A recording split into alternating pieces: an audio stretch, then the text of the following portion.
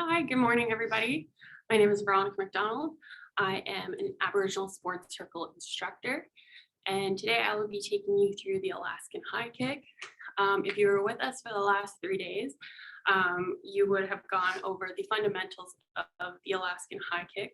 So we started off with the position, and then we went to the movement, and now we will be combining all of those skills that we did to fully execute the Alaskan high kick. So I mentioned throughout our session that today we will be needing something to be used as a target. So here I have just a ball that is attached to a string, and it's actually connected to our roof. So the great thing about these games is that they require minimal equipment. So you can really do them anywhere that you are. If you don't have a ball like this, you can grab some socks, put them together, and then tie them with a rope, and then again, hang it somewhere on your ceiling, whether it's a fan, something that is hanging off your ceiling, you can always loop it through. If you don't have a ball and a string, you can always grab a partner and just use their hand as your target as well. So you just need somebody or minimal equipment to be able to do these games. So the Alaskan high kick, as you can see by its name, was originated in Alaska. So the fun thing about this game is that it was a traditional game used by Indigenous cultures to have fun. So one story I was told is that in Alaska, when they were growing up in their huts, what they would do for this game is they would see how high they could put their footprint on the wall of their hut till eventually they reached the roof. So you'll see how we'll be able to do that when we start doing the Alaskan high kick. So before we do anything, we are going to just slowly get warmed up. So what I really like to do is I like to warm up our legs, just because those are our main movement when we do the Alaskan high kick. So I always like to do a little bit of circles with our feet, just because we will be jumping off of them and holding them as well. So it's important that they're warmed up. And then we'll do a couple circles the other way. And then we'll switch the other foot. And then we'll do a couple circles the other way. What we want to do is a couple of squats. I feel like those really help warm up all parts of our legs, including our glutes. So we're going to take a shoulder width stance and just do a couple squats, nice and slow. Get our legs really warmed up. Probably do about 5 of these. And then one more. And then what I want us to transition into with doing this is a jump squat. So squat down and hop. Down, hop, and do about 5 of these so we can get some movement into our legs. Perfect. So what we're going to do now is, just like in our fundamentals that we were learning throughout the couple days, is we're going to sit on the floor. When doing this, we want to, again, kind of do the movement, but we want to start warming up. So with this, what we're going to start doing is a couple of glute bridges, so we can start raising up our hips. We're going to do about 5 of these. And as you'll see when doing the Alaskan high kick, bringing our hips up is one of the most important things. So once we do that, we are going to start doing our stretches, static stretches, bringing out our feet. And if you can, try and reach forward and touch your toes.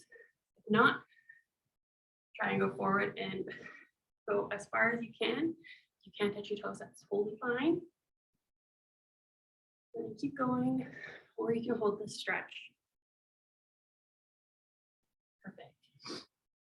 Next thing that we want to do is we want to bring one of our feet in so that we can reach over and touch our toes. This is something that we do as a setup for the Alaskan high kick. So bringing one of our opposite foot in and identifying our dominant leg that we'll kick with. But this time we're going to just do a stretch so that we can get warmed up. We're just going to hold for a couple seconds. And then we're going to do the same thing with the other leg, just because sometimes people don't kick with their dominant leg, such as myself. reach over and try and touch your foot. If not, try and go as far as you can. Try and keep this leg down as far as possible, because we also want to have a stretch in our hips as well.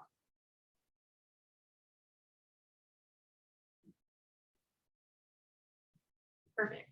All right, so now that we're all warmed up in our legs here, we are going to start, again, the fundamentals of doing the Alaskan high kick. So if you weren't with us on Tuesday for the setup of the Alaskan high kick, we're just going to go over that again, just so that we can get a better idea of how we're setting up. So sitting on the floor with our feet in front of us, we're going to identify our kicking leg. So usually for most people, that's your dominant leg. So if you write with your right hand, it will be your right foot that you kick with.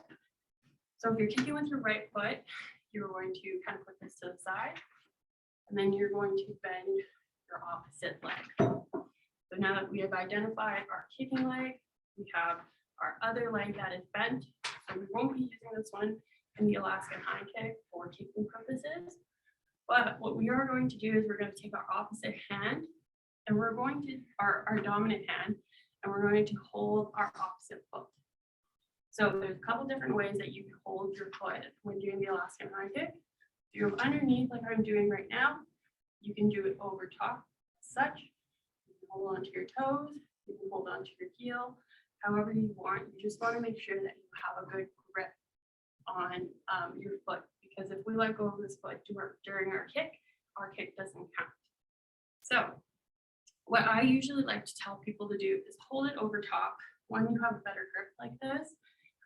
And two, when we kick, it's kind of out of our way of our kicking leg. So if you're underneath like this, our elbow's kind of touching it, which we don't want. So I kind of tell people to go over top, and then that way our elbow isn't as in the way of our kicking leg. Lastly, what we want is we want our opposite hand to be placed behind us, our palm facing towards us and our fingers away from us. This is our base. This is what will hold us up during the Alaskan high kick. We want our hand nice and wide like this, because again, this is going to be our balance point. So we have to have a good base to hold us up and not a closed hand as such. So nice and wide. We also want it pretty close to our body, but not far enough away or not too close. As we slowly start getting up in height, our hand will be slowly inching closer and closer to us, which will help us gain a little bit of height. So now that we know the setup for this, I also mentioned that you may want to try both sides. So for myself, as I am right-handed, I actually don't kick with my right leg for the Alaskan high kick. I actually kick with my left foot. So to identify that, we're going to stick out our left foot, bring our right foot in, holding our left hand to our right foot. And then this is how I would set up. Again, I like to hold my leg over top, but again, it's also depending on my preference for the height. So now we have the setup for the Alaskan high kick. What we're going to start doing is we're going to do what we did on the second day, is just the movements of how to execute the Alaskan high kick. So there's a couple things that we have to keep in mind. When I do the Alaskan high kick, I have a couple steps that I go through in my head. I always tell myself to lift up my hips, and then I lift up my leg, and then I kick. We haven't got to the kick part yet, but if you were with us yesterday, we showed you how to lift up your hips and how to lift up that leg. So our hips are the one thing that's important to get height, and lifting our leg will get us even higher so that we can kick our target. So as an example, I am in my position, but before you're about to kick, you can be situated on the ground. However, once we execute our kick, we cannot touch the ground with our bum after. So we do have to hold and maintain a balanced position as such.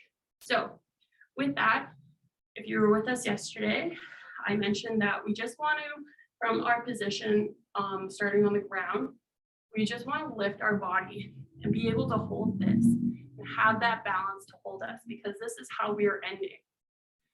This is also how we begin our kick. We start from the bottom and then we raise up. You do have the option of balancing before you kick, but that does take a lot of energy out of you. So I always recommend to be situated on the ground so that you're more calm, you're relaxed, and then you can use all of your force that you have saved up to kick your ball or your target. So with that, we just want to do a couple warm up and lift our bum off the ground. So lift and come down. Then we're going to lift and come down. So you really want to lift your hips as high as we can, which is why we're doing the glute bridges at first, so that we can really activate our hip flexors and bring those legs up. And once more, just like that.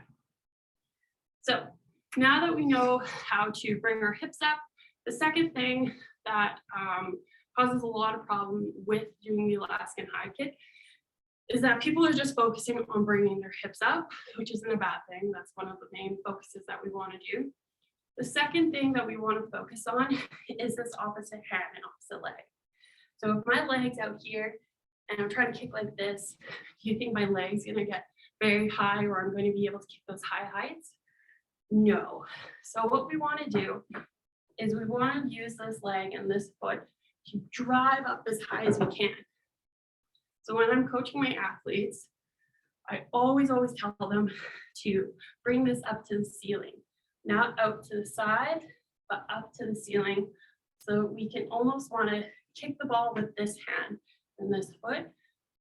The higher that we bring this, the higher that our hips will come up as well. So it's kind of a motion that will eventually bring our body higher than we can. So what I want to start doing is when we bring our hips up, we also want to drive this leg up as high as we can with it.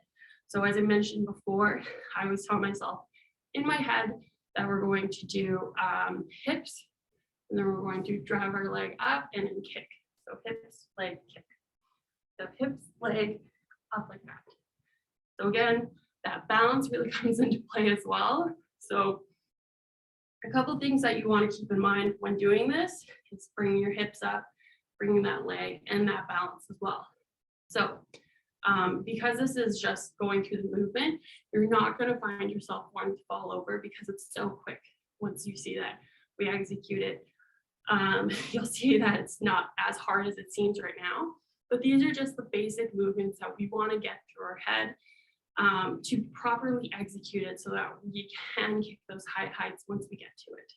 So what we want to do, as I mentioned, is drive our hips up. After we drive our hips up, this leg and this arm are also getting driven up high as well as such. Right, just like that. So as you can see, my hip, my hand, and my leg went up just as my hips did as well. So as I mentioned, we're going to do this a couple times. Again, this is just to get the movement down and ready. So once again, and then try and maintain that balance, okay?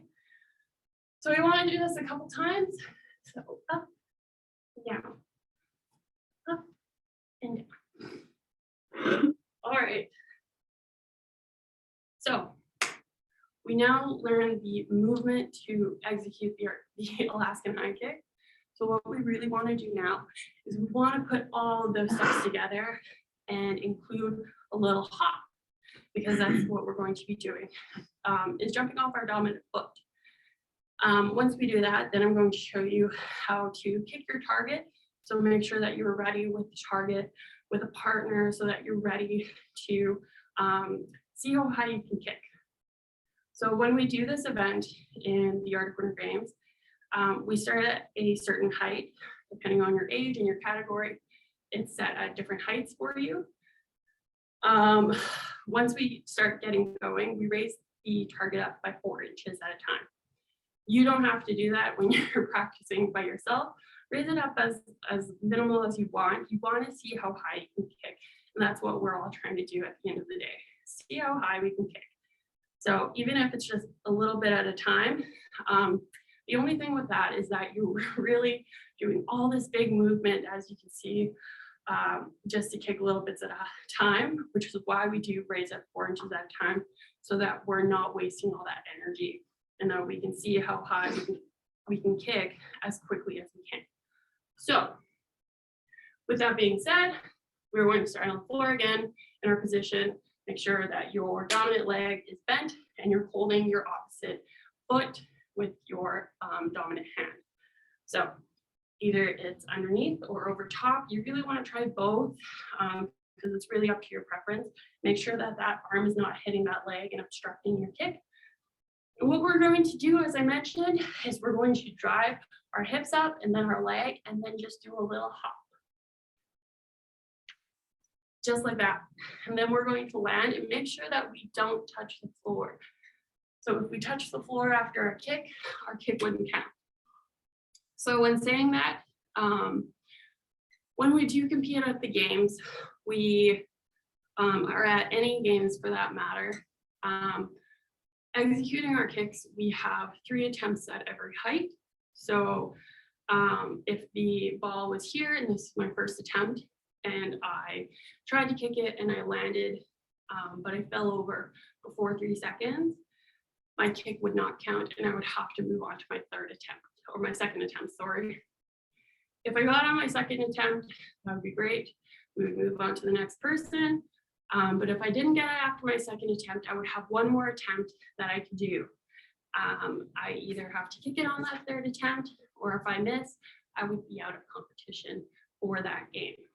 So we really want to try and make sure that we get it first time every time. So I was always told by my coaches when I was growing up. So that means really giving everything I got on my first one. So once again, we're just going to practice bringing our hips up and our leg up and doing a little hop. So up, hop, and maintaining that balance. So we don't actually have to stay in one position with the Alaskan high kick. If you've ever done the 1 foot high kick or the 2 foot high kick, you know that you can kind of bounce around to help maintain your balance. So when we do this and we do our little hop, I can bounce around if I find myself losing balance. So I don't have to stay in one position once I land. I can hop around. The only condition is that I have about a 90-degree radius which I can land in. So if I land from my Alaskan high kick and I find myself bouncing all over the place over here, because I passed that 90-degree radius, my kick would no longer count. So there's a couple of rules around the Alaskan high kick. So it's pretty structured, but it makes for a fun game. So just remember that when you are landing, 1, you want to maintain your balance, and 2, you want to land in that 90-degree radius.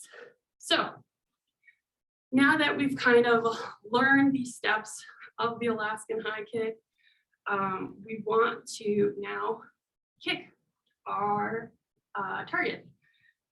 So again, you want to have something, one, hanging as if you have something that you can hang it from the ceiling, or a partner so that they can stick out their hand and you can kick that.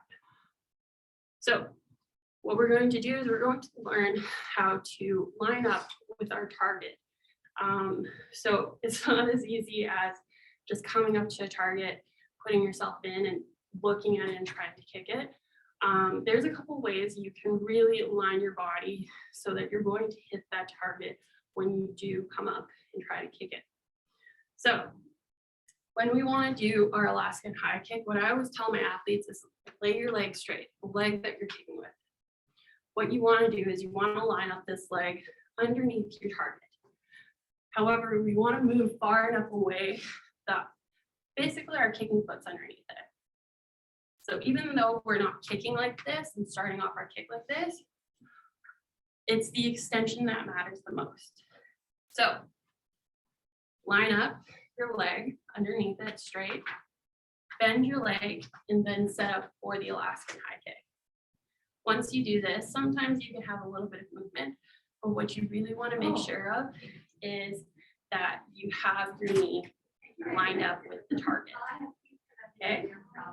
So when we do this, we want to be able to lift up our leg and execute the Alaskan high kick as we mentioned. So lifting off our hips, our leg, and then kick.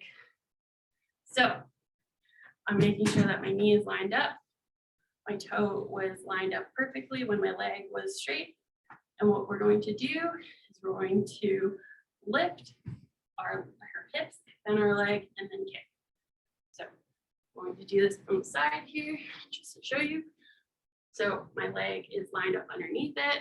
I'm going to move back so that my foot is underneath the target. I'm going to set up, bending my leg. My hand is nice and wide, sitting behind me. And again, I'm going to keep my eye on the ball and lift and kick and making sure I land and maintain my balance. So that is how we execute the Alaskan high kick. As you saw, I kept my eye on the ball the entire time. If I looked away from the ball, I wouldn't be able to make sure that my knee is lined up with that target perfectly, and then therefore not being able to have a good execution of my kick. So make sure that you really keep an eye on that target when you are kicking and making sure that everything is lined up.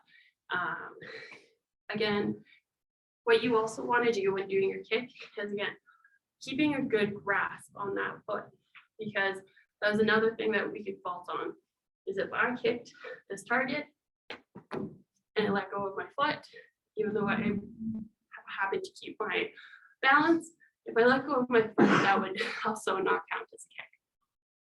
So you really want to make sure that you put all the steps that we learned together so that we can properly do the Alaskan high kick and really see how high we can kick. Let's see if I can raise it a little bit higher for myself.